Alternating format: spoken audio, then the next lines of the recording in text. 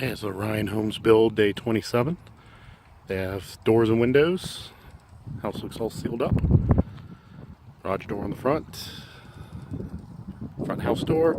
Nothing's painted yet, of course. Any colors. If we go to the side here, you can see some side windows as well. First window is going to be the study. The second window on the bottom there is, I believe, next to the kitchen where the dining room is. And then the three little windows are above the kitchen stuff. And then the windows on the top are Sammy's either bedroom or playroom. Not sure yet. Have to wait until we can get in there and see which side's what. So, house is getting all sealed up. Good progress.